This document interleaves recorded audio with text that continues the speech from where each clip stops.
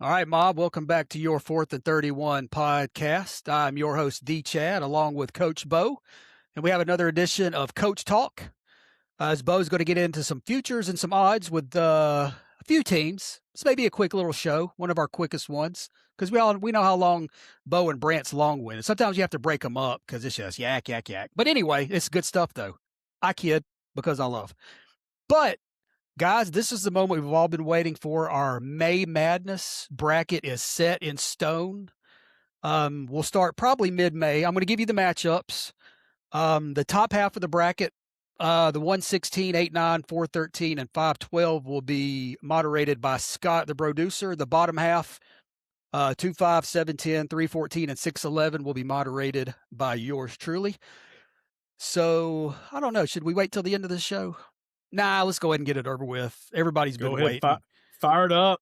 All right, so this is our seeding. The 116 seed matchup will be Tim Tebow, Chad, not the Chad, it's another Chad, has Tim Tebow. The 16 seed came up was Peter Warwick. That is Jeremiah. That's the 116 matchup. The 8-9 matchup, Reggie Bush, Micah, and Baker Mayfield, Tony. The 4-13 matchup, Herschel Walker, Holly. 13 is Vince Young, Franklin. The 5-12, Derrick Henry, Brant. Joe Burrow, Jeff. The 2-15 will be Bo Jackson, which is Bo. And 15 is Peyton Manning. Sam's got him. 7-10, Cam Newton, Tyler. 10, Derek Thomas, which was Blake. 3-14, Archie Griffin. Number 3, Doug. 14, Jim Brown, Sean. And the 6-11, Barry Sanders, Troy. And 11, Devontae Smith, Alex.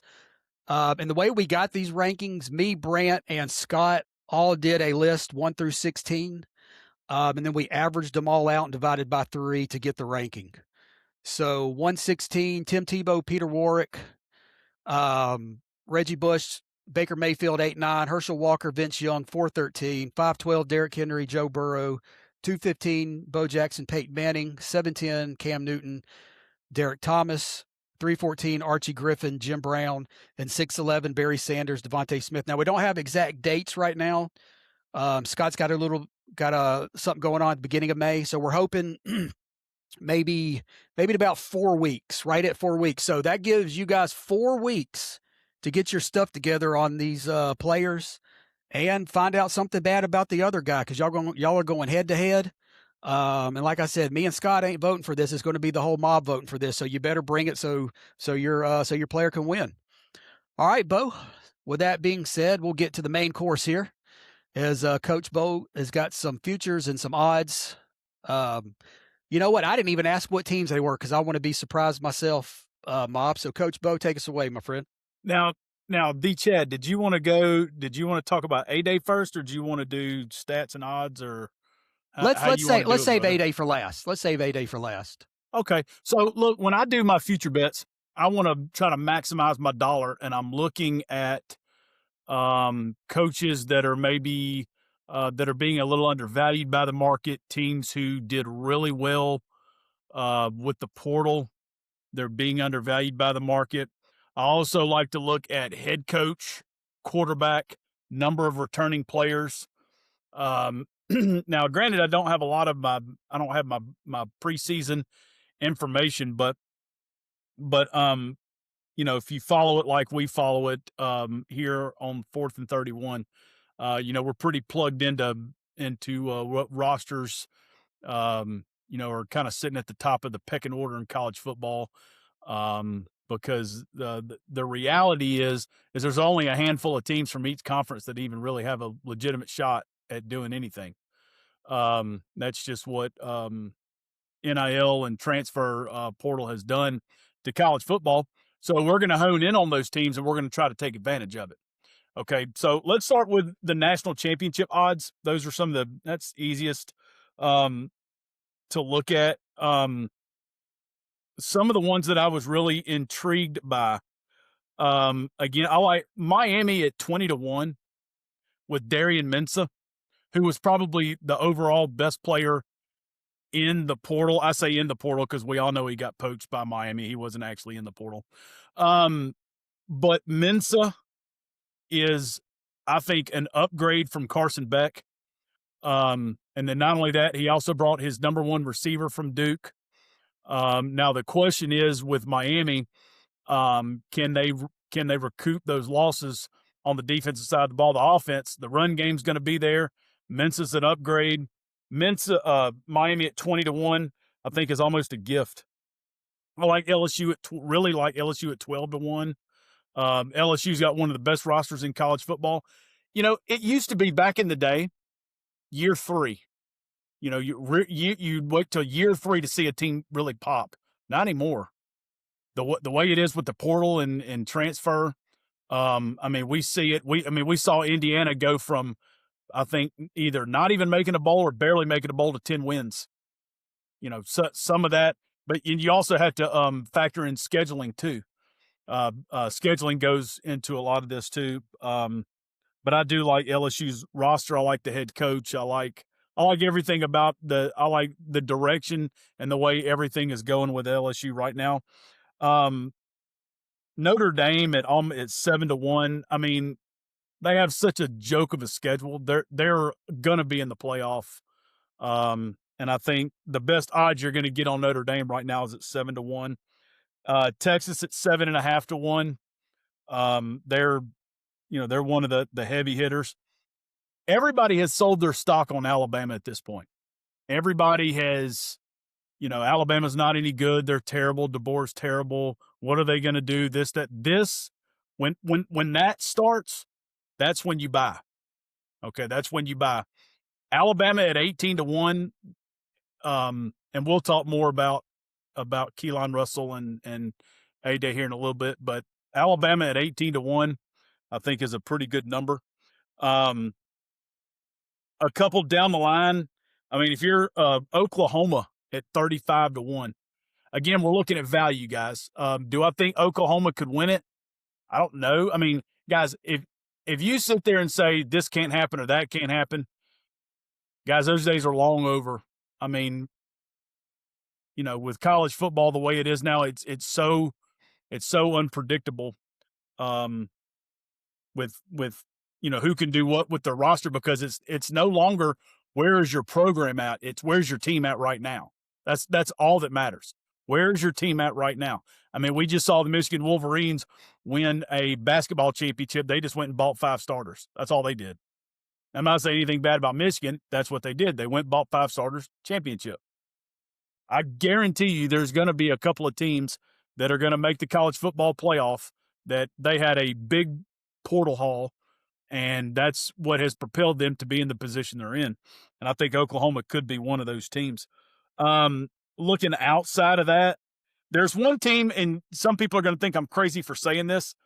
Of course, Ole Miss at 40-1 with Trinidad Chambliss coming back is intriguing. I'm not big on the head coach. Pete Golding's going to have to prove something more than what he's done to this point. But with Trinidad Chambliss at the helm and the talent they have coming back, Lacey came back, they're still going to be pretty formidable. And a crazy one off in the distance. I really like this team this year. They went from, I think, 4 wins to 9 wins in year 2 with Willie Fritz at the helm, the Houston Cougars, at 220-1 to win the national championship. Are they a national championship caliber team? Probably not. But if they go from 4 wins to 9 wins, the quarterback's coming back. Willie Fritz, in my opinion, if he's not the best coach in the conference, he's one of the top 3. They had a good portal haul. I really like Houston in the direction Houston's going right now. So, and remember, guys, when you get in the playoff, you got to win a couple of games. It's not game. So, all it takes is one game where some of the big teams have a bunch of penalties, a couple of turnovers, and then, that underdog gets the short field, and then it's lights out. So to win in the playoffs, you're going to have to win at least 3 games to win the national championship. So, I mean, I like the way Fritz has built his team. I like Wegman at quarterback for Houston. But again, that's a way off, way down the line. So, but just those are just some of the national title contenders. If you notice, there were a few names not mentioned: Ohio State, Indiana, Georgia. It's not that I don't like those teams, but you're talking about these teams are sitting at 2-1, 3-1, 4-1, not worth the money for right now. Okay, so what you do is with teams like that, you wait till they lose a game, or maybe even two, and then you buy a ticket on them because then you're going to get better odds on them down the road. So, but that's all for the national championship contenders right now. And of those teams that I really mentioned, I love Oklahoma at 35-1 because we know what Venables is going to do defensively. John Mateer's had all offseason to heal his hand. We saw John Mateer pre-hand injury, and then we saw him post-hand injury. He was not the same quarterback. Okay, so I really love that at 35-1, and I really love Miami at 20-1. If you had to peg me down and say I could only buy two, those would be the two I would buy based on the value and the quarterbacks and the head coach and what they have coming back. Oh, that'd be a heck of a national championship game, Miami, Oklahoma. Dude, that just rings 1985, and all I'm seeing is Barry Switzer and Jimmy Johnson running out there. But from my childhood days. But yeah, that'd be a great matchup. Talk about in the old Orange Bowl back in the day. Oh, they would have to. I don't care where they play that game, where it's scheduled to be played. They have to go play in the and of course I know the Orange Bowl no longer exists, but they would have to go play at Hard Rock Stadium in Miami. I guess that's the new Orange Bowl. So yeah, with guest commentator Brian Bosworth and oh no, he's got to be on the sideline. Got to be the sheriff's got to be on the sideline. Yeah, but I kind of liked him when he had pregame the Alabama Oklahoma playoff game. He was pregame on there, and I like listening to him, man. I'm a big fan of his. Oh God. Oh yeah, the Boz.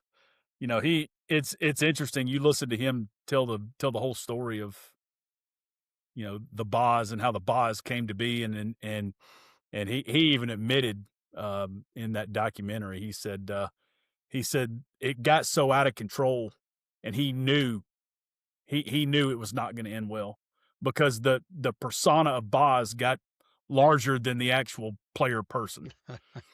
And, you know, and then of course all the steroids, the multicolored hair, the bands around the head and the arms. I mean, just, you know, flipping the crowd off, getting suspended from games. And, you know, it's like he did one dumb thing. Hey, let me do I got to keep amping it up, you know, and then he had the T-shirt. Oh yeah. And then the crazy part is though, if you just go watch his film, I mean, he's easily one of the best inside linebackers to ever play college football. He didn't need to do all that. And his playing spoke for itself. Yeah. It's a shame injuries kind of got to him. Yeah. That too. Okay. Let's look at a couple of Heisman odds. I really like Arch Manning at 8-1. I think Arch and Texas are going to be really good on the offensive side. Darian Mensah 16.5-1.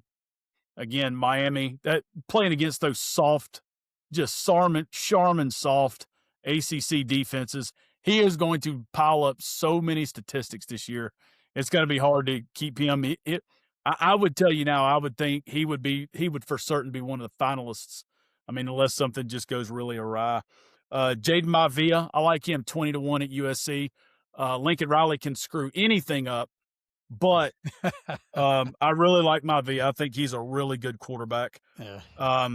You want a long odds one, and he's going to put up a ton of statistics. Is Drew Mestemaker at Oklahoma State. Now, he probably will not be in the conversation because Oklahoma State probably won't be very good. But you know, you get the right coach, the right quarterback, and they put up enough points and enough statistics. You know, who knows? He could be, but Mestemaker, great story. A 0-star recruit, didn't even play quarterback in high school. Signs with North Texas, throws for I think it was about 30 touchdowns last year. Well over 3,000 yards. He was one of the top passers in the country. And the head coach from North Texas, his name escapes me right offhand, gets the job at Oklahoma State, and then he brings Mestamaker and a couple of skill players with him. And I think Oklahoma State, with that in that league, they're going to be set up to score a ton of points. So one at 75-1, Drew Mestamaker, that could be your one long shot. And who knows, with the way that league is, they may be able to just score enough points to win games. Who knows? And then also too, something else that kind of sorted itself out this weekend, I believe. Keelan Russell at 50-1, I think is I think we saw enough from him. I think it's pretty certain he's going to be the guy. 50-1 with that kind of talent. I'm not saying he's going to win it. I'm not even going to say he's going to put up Heisman statistics, but at 50-1, I think that's pretty good value. Yeah, I agree from just from what I saw in the highlights. Because I guess A-days are, a thing of the past going to be pretty much from here on out. I don't know. It's, I saw an article where they said Alabama had a good crowd at the A-day. I looked in the crowd. I was like, that's one of the worst crowds they've ever had. So I don't know. I don't know what you're measuring that against. Yeah, I mean, it's not like it. It's certainly not like it used to be. I mean, I went one year. Mike Shula was the coach, and I mean, the stadium was nearly full. Oh wow. Well, they're because they're using a different format. I mean, I don't want to get too much in. We'll talk about that in a minute. But okay, conference champions. Now everybody has basically already set in stone, predetermined who's going to win the conference championships based on what players were signed in the portal. But to quote Lee Corso, not so fast, my friend, because that's why they play the games. And there's going to be a couple of surprise teams along the line. All I did was I hit the Big Four conferences. The ACC, Louisville at 11-1 with Jeff Brom. He always gets good quarterback play. They're going to be in the mix. Virginia Tech at 22-1. They will win. They will win right away. James Franklin knows how to build a program. I think at 22-1. I'm not saying they can, but guys, other than Miami, who didn't even make the conference championship game last year, there's nobody in that league that you look at and go, "Oh my goodness, they're just stacked." Nobody, not a team. So Georgia Tech at 33-1, I like. And then if you really want to go out there, Wake Forest 75-1. They won 8 games last year, and then they won their bowl game against Mississippi State. Granted, a Mississippi State team that only won 5 games, but they still won their bowl game. 75-1 for a team that won 9 games last year and is bringing a lot of players back. And actually, they upgraded at quarterback. Gio Lopez transferred, so they should be better at quarterback than having Robbie Ashford. All right, the Big 12, Houston at 18-1. I love it. Kansas State at 22-1. Optimus Klein paired with Avery Johnson.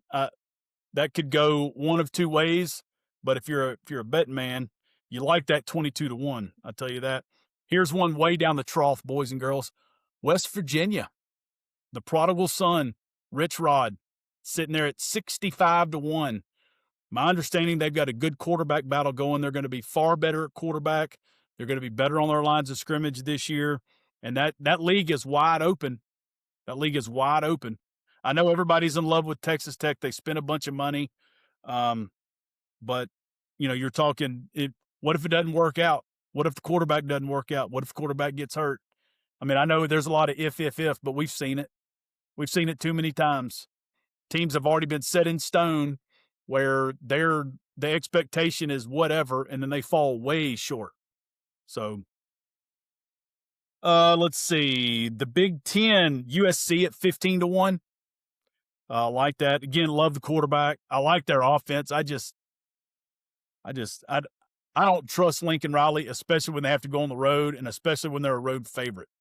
And I was looking at their schedule. I think they have to go to Penn State at one point, and I think they go to Ohio State as well. But they have a pretty manageable schedule. Penn State at 20-1, guys. Their schedule, they have the easiest schedule in the Big Ten, hands down. They play none of the big teams. They don't play Ohio State, Oregon, USC, they do play USC. I think that's the best team they played from last year. I don't think they play Michigan. I mean, Penn State got a phenomenal draw. I was looking at their schedule again. I can't remember exactly what it is off the top of my head, but I was looking at their schedule. They could easily win 10 games. Easily. If they win 10 games, I mean, that they're going to be right there in the mix. Okay. Here's one kind of down the trough, Washington at 30-1. I like Williams, the quarterback Williams. I like Jed Fish, the head coach. Maybe I was a year early on Washington. We'll give them another crack at 30-1. Okay, in the SEC, LSU at 6-1, Bama at 8.5-1. And here's two down the trough, Oklahoma 12-1. I like that. And then Missouri at 30-1. Yes, that same Missouri. They're going to be so much better at quarterback with Austin Simmons. Remember, Austin Simmons was Lane Kiffin's hand-picked quarterback to go to Ole Miss, and then he got hurt. He, kind of started off a little slow, then he got hurt, and then Trinidad Chambliss came in, and that was that. But Missouri is going to have a much better, more multifaceted offense this year. They're going to have a much better passing game. The run game's still going to be intact. That talented running back's back. So that they could be a sleeper team to that could come out of the SEC. Wow, so Missouri. That's it for the conferences. Wow, just to have Missouri, you bring up Missouri's crazy. Well, again, nothing is out of the realm of possibility in this day and age. Remember, nobody has any depth. Nobody has depth. So if some of these big teams, and I'm going to tell you, we'll talk more about that later, but you watch some of these teams and they went and they spent all this money and they brought in these 30 players or whatever. Well, they just had 30 leave. Okay, so it's not like they had 30, those players, and then they're stacking 30 more players on top of them. So nobody has any depth.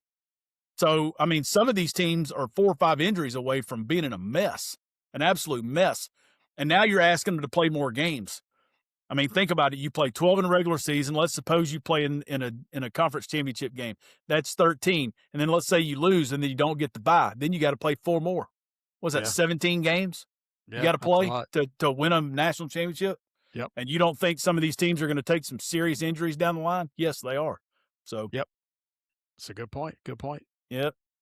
And you're only as good as your next man. And there's a big drop off with a lot of these teams between their 1s and their 2s and their coaches. I watch these clips all the time of these coaches, and some of the there's some of the ones blowing smoke. You kind of know who they are, but then you also know the ones that are telling the truth because they do on a regular basis, and they're telling you point blank, guys, it ain't what you think.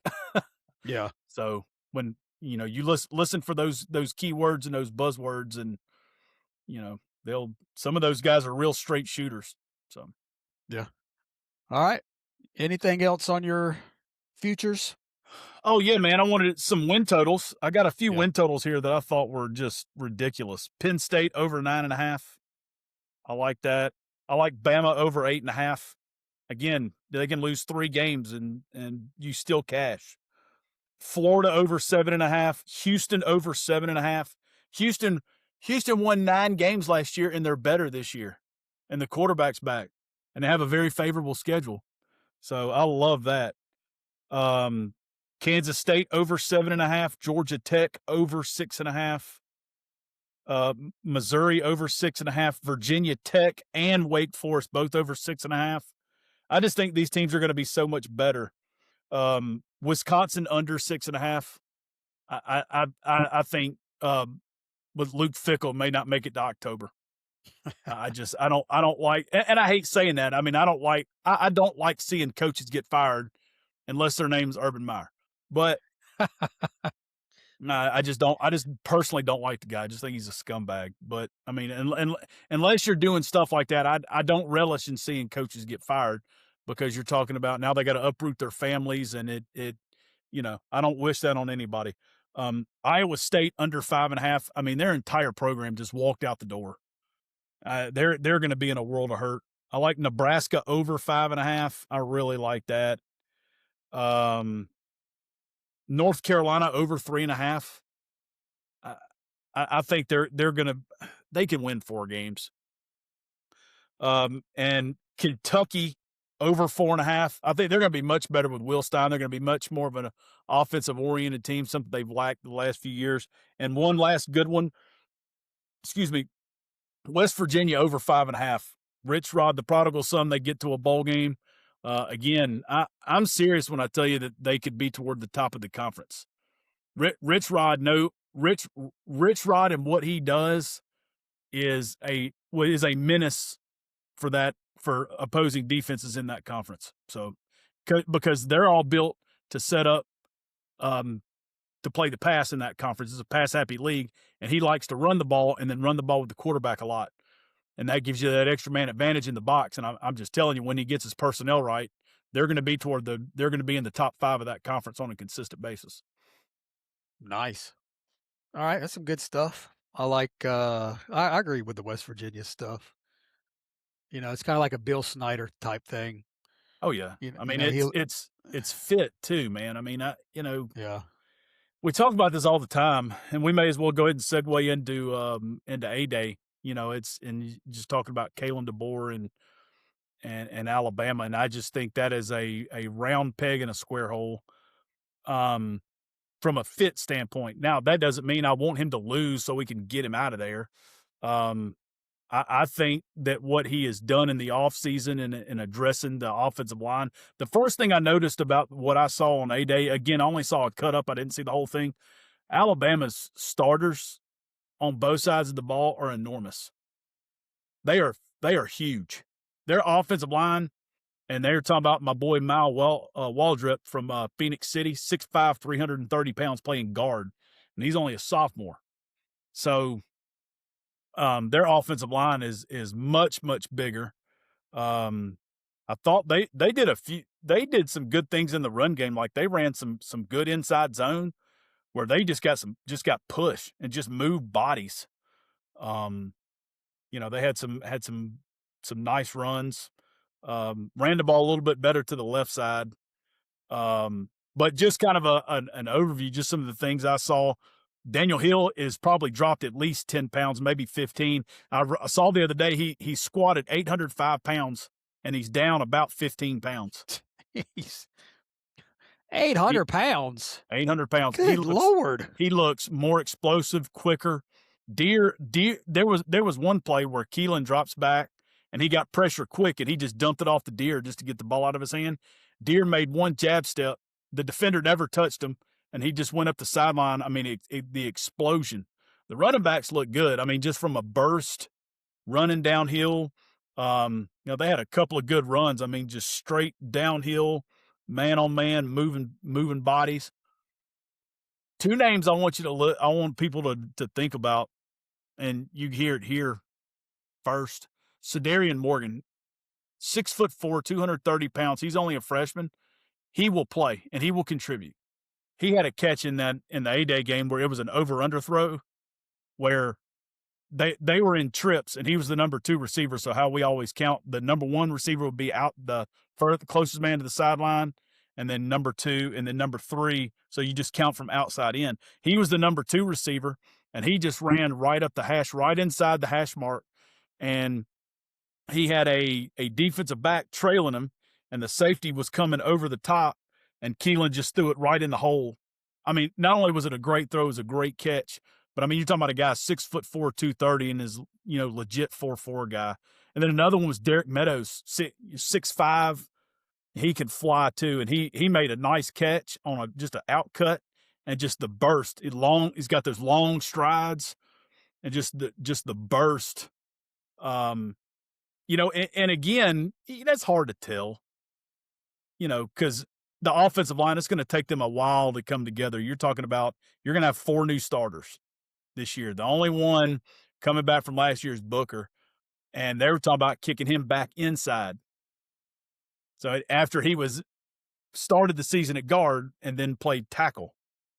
So I'm just telling you right now, Booker's playing in the NFL. When you can play at that level as a freshman and make those, I mean, that's some serious talent. But it's gonna take the line a little bit time to gel. But that was the first thing I noticed, Chad, was the size They are massive.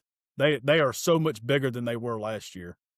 Well, the two receivers we can call the M&M brothers because it's Meadows and Morgan, and they had 12 targets, caught 8 receptions for 144 yards, 2 touchdowns. So I I'm I'm mean, I'm telling you, those two guys are.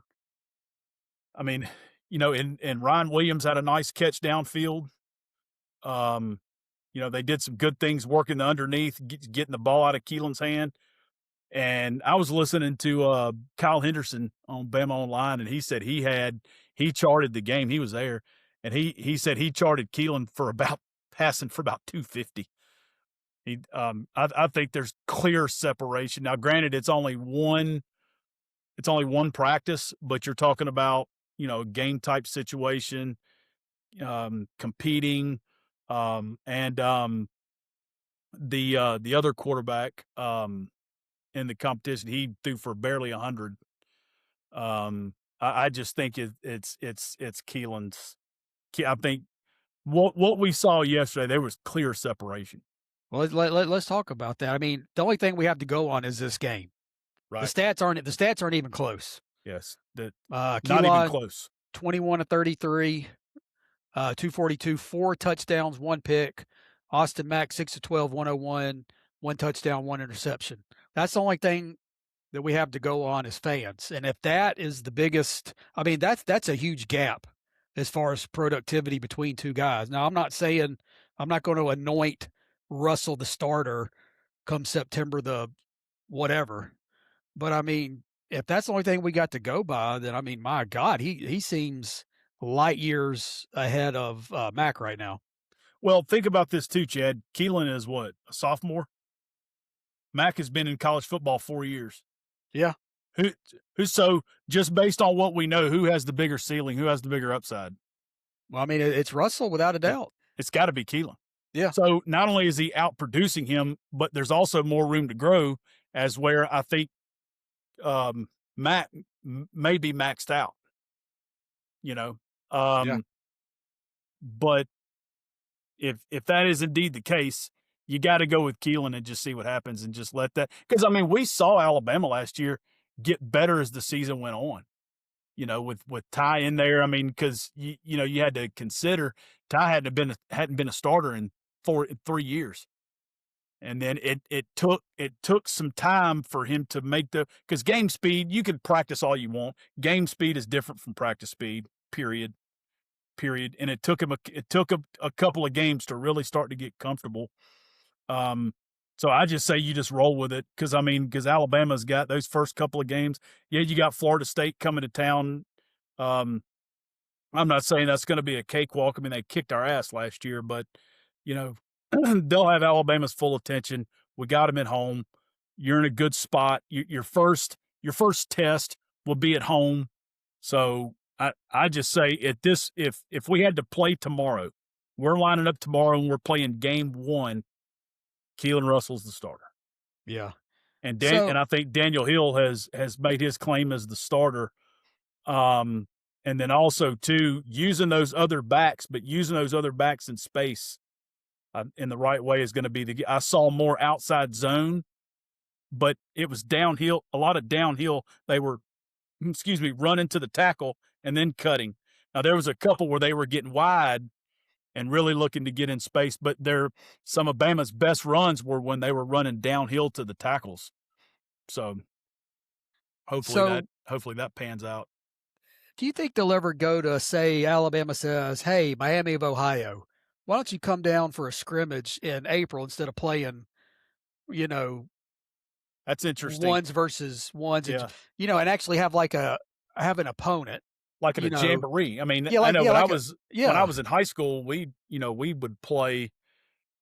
Sometimes we played one opponent, and then you would do varsity JV, and then we had one where you had a jamboree where there'd be 4 or 5 schools involved, and you would play them different, at different times and different, JV, varsity, that kind of thing.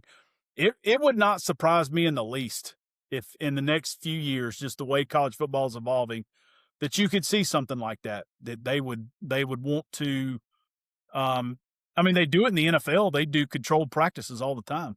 Right. They control scrimmage all the time. And that's just essentially what you do.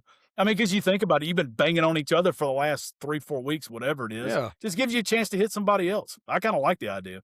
Yeah. Charge $5 a person, and there's your NIL money. There you go. But just put it or shoot, $5 now, 20 a person. And you probably have to split the gate or something on that. Go with the old high school. Have to split the gate or something. Yeah. I mean, and just it's put it all and toward NIL. yeah, you got concessions. I mean, I think you could easily make a ton of money from this. I Oh, think yeah. they're leaving a lot of money on the table with these. Oh yeah. I mean, spring. there's ways money can be made. But I just like the idea of because it kind of excites you, man. I mean, when I first started coaching, we just did a scrimmage against each other. I was just like, man, it's not any fun. To me, that's not a fun Yeah. way to end spring. Because I'm not gonna lie to you, spring, you're not getting paid any. Just from a high school perspective, you're not getting paid any extra. You're probably finishing another spring sport, baseball or track or something. It can be a headache, and then not only that, you got end of the school coming up. You got graduation. It's more trouble than it's worth in a lot of cases. Yeah. And Yeah. now one year we went over and played Wayne County in Wayne County, Mississippi. And man, they had like 4 or 5 D1 players. Man, they were good. But 2 of them didn't play. One defensive tackle went to Mississippi State. The other one went to Ole Miss. And they had 2 D1s on their defensive line and they didn't play. But anyway, doing stuff like that is fun. Take you a short little it was like an hour drive. Take a short little bus trip, go play an unfamiliar opponent. You're putting your players in a competitive environment in a low leverage situation. Right. Because this is all about reps. And we want to see how you compete. We're not worried about the score. We want to see how you compete in this situation. And of course, you get to college. I mean, it's a different ball game, but it's still the same. You still want to see you still want to see how they compete. Are they just there for the NIL money or do they really want to compete? And I think Bama had enough guys there last year that were just there to draw NIL money and weren't really competing on a regular. I mean, we saw it. We saw times where there was not very good effort. Yeah. Yeah. And it just another chance to evaluate. And again, this goes in line what I was talking about with bowl games.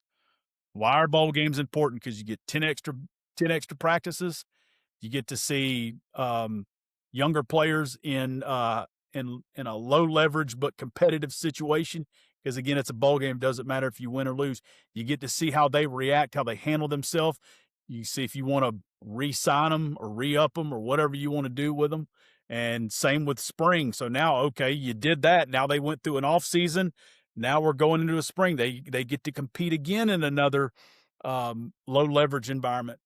I just think it's good for the evaluation process. Yeah. All right. Well, before we go, let's do a little bit of a Braves segment. Braves 9-6, first place in the division as of this video, a game and a half up.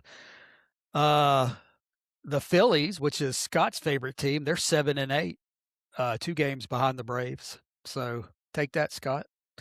Looks like starting pitching's doing really good. Martin Perez had a good game last night or the other night. Didn't get much offense against Cleveland, but he pitched a heck of a game. The night before that, they had 3 home runs in like the 6th inning. I think Acuna's finally coming out of his funk. Riley's coming out of his funk. Chris Sale's Olsen looking hit 2 good the other night. Yeah, Olsen's looking good. I mean, even our backup infielder Mauricio Dubon. I mean, that guy is hitting a ton. What do you do when Kim comes back? My God, Dubon's a nice player too. I mean, and he can play anywhere. Yeah, that was a nice acquisition because you get a guy like that can play multiple spots. And he can help you. Remember several years ago when we had Mark DeRosa? Yeah. I mean, I would never consider him a great major league player. But he could play third, he could play second, he could play short. He could come in and pinch run late in the game. I mean, he could help you do a lot of things, and every good team has a guy like that. Yeah. I mean, for years, the Dodgers. What was that guy? What was the guy's name? Chris, was it not? I know you're talking Oh, about. oh goodness. Never a great player. Never put up great statistics. Chris But Taylor. man, Chris Taylor, that's right. Yeah. But he could play I believe he played outfield, he played infield, he played all over the place, and it just depended on who was pitching that night and what the matchups were, and they could just move him around anywhere, and it didn't matter. Righties, lefties, those are great guys to have. Yeah. The good thing about the Braves, they're 9-6, but they've got, I think Sean Murphy's had a couple of, he'll be back soon. Strider's throwing off the mound. So you're going to get some help back because, I don't know, the backup, my God, he looks lost behind the plate. He had a play where he didn't even look like he tried to get in front of a ball. The ball got away. Then he tried to throw it to third, threw it out close to the dugout. The run scored. So he looks lost. So I can't wait for Murphy to get back to solidify the catching. Baldwin can only do so much. I mean, the guy's leading the league in RBIs with 1,000. His OPS is over 1,000 right now. I mean, probably the best hitter we got. So he's been good all year. So when Strider and then Schwellenbach will come back, hopefully in the next several weeks, maybe. So even with the injuries they have, they're keeping their head above water right now. So good things are happening for the Braves this year. Hopefully we get out of that injury funk that we've been in. Sorry, I turned away because I have the Auburn Kentucky game on. Auburn's hit a grand slam. They're up 11-0 on Kentucky. They're absolutely blasting the Cats today. But most importantly about the Braves is I will be there Wednesday night in person. And most importantly, I was told by a friend of mine that it's like $3 beer and $2 hot dog night or something like that. So oh Lord. And the hotel's within walking distance, so I might have to have a beverage or two. So if you see anybody running across the outfield, it'll be Coach Bo. It won't be me. You just said the word run. That ain't happening. It'll be a brisk walk. That ain't happening. If you see somebody army crawling in the outfield, that might be me. But we're going to the game. We're out on spring break this week, so we're going to go to the game Wednesday night and come back on Thursday. And that was actually this is my wife's birthday present to me. Oh, so nice! That's a great wife. Yeah, gonna cash that in and good job, Beth. I know we hadn't been to a game since the new stadium opened. We went the opening weekend. They played the Nationals. They had Zimmerman, and they still had Zimmerman. And good God, you ain't been in a while. Oh yeah, well it was Jurgens pitched for the Braves. Good Lord! It took over an hour to play the first 2 innings because they had to throw so many pitches. Yeah. He was working so many deep counts. And in the first 2 innings, I think there was something like 8 or 9 runs scored. Yeah. I think there was like 5, 6, 7 home runs hit. Harper hit a moonshot. Yeah. Harper hit one. Freeman hit one. Albies hit one. There was like 5 home runs hit in the game. The final score ended up being like 14-7 or something. And a game that took over 4 hours because the pitching, the pitching was just terrible. And when they did throw a strike, it got clobbered. Zimmerman hit a line drive home run. I mean, and it was out of the park so fast. Yeah, I mean, he really hit that ball, man. But I thought you were going to say something like, I went and saw the Braves, Rick Mailer pitch for the Braves, and Randy Johnson pitch for the Expos. No, wouldn't have been then for sure. All right. Well, let's get out of here. Guys, remember we have our bracket. The bracket's out. I know it's 40 minutes ago. So we will post that on all social media, YouTube, Facebook, maybe X. I don't know. We'll see. But yeah, this is going to be great. This bracket, May Madness, Scott will pick out the dates. Like I said, it'll probably be about 4 weeks from today we'll start going. So get ready for that. Get dirt on your opponent, everything you can on your guy. Because like I said, we don't vote on it. It's going to be the mob voting. So if you want to impress the mob, you better bring it, guys. So with that being said, for Coach Bo, I'm the Chad Bolick saying we will see you next time.